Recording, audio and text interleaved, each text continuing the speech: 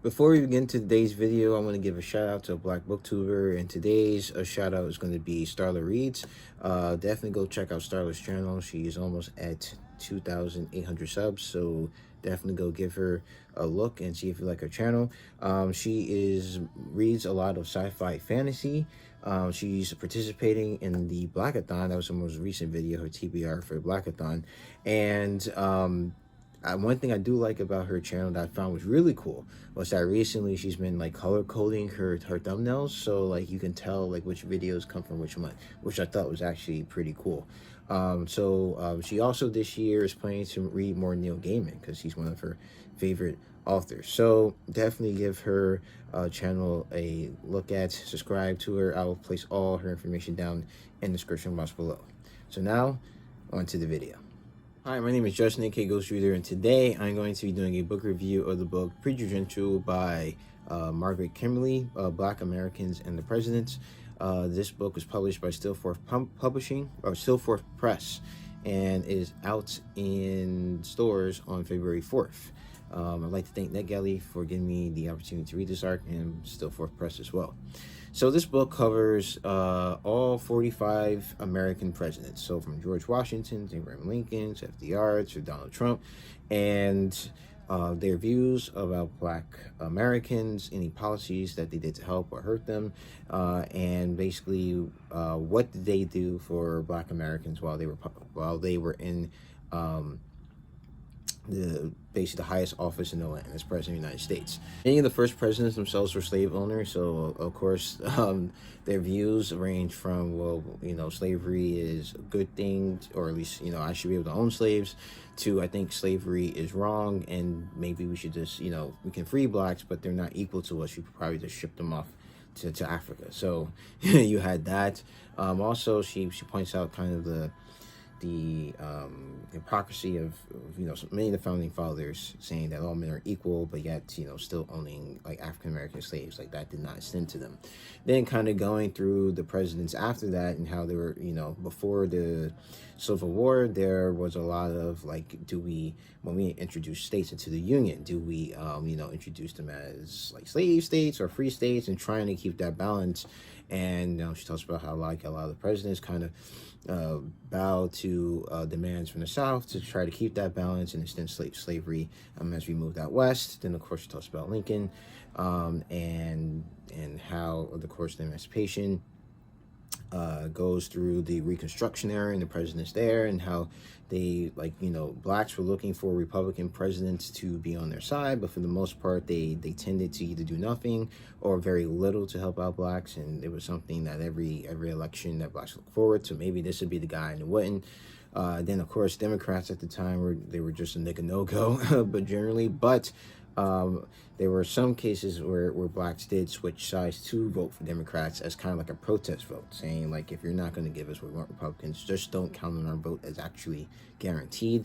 Then moving from kind of that era, where then you kind of see the switch that begins to occur from, you know, blacks voting mainly Republican to voting mainly Democrat, and how the relationship changed there, and what blacks expected from their presidents and what they did and did not get.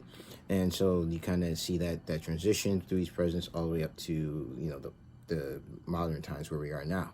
One of the things that she really points out in this book is that for the most part, that most presidents didn't do much for the African American community, and things that were done, if they were done at all, were usually because black people put a lot of pressure on the presidents in order to do so. She points out that Abraham Lincoln, for the most part, while he at one point was like, you know, slavery whatever, then became more like, yeah, we can free them, but let's also just ship them off to Africa, until it became he did emancipate the slaves, but then also that was only in the northern states, and only in the southern states did he emancipate slaves. So, and even like the southern states that stayed with the Union, they were slavery still continued. But a lot of the political policies that were pushed by presidents that did happen, like the Civil Rights Act, the Voting Rights Act, and other policies that certain presidents did enact that did help African Americans in some ways.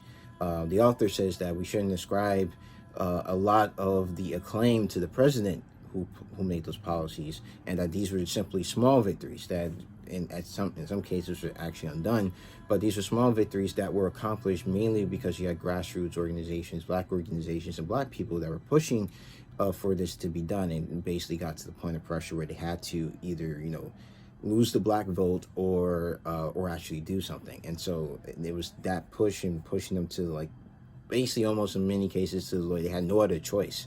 They actually have to sit down and sign. And basically you can see from the author, from her writing, that she wants the African American community to basically not just take the little or what has been given to us and just say we've done a good job and thank the president for it, but rather that we should still strive to continue to keep our rights that we have and strive to keep the fight going for equality, whether it's not just simply on paper but actually in action.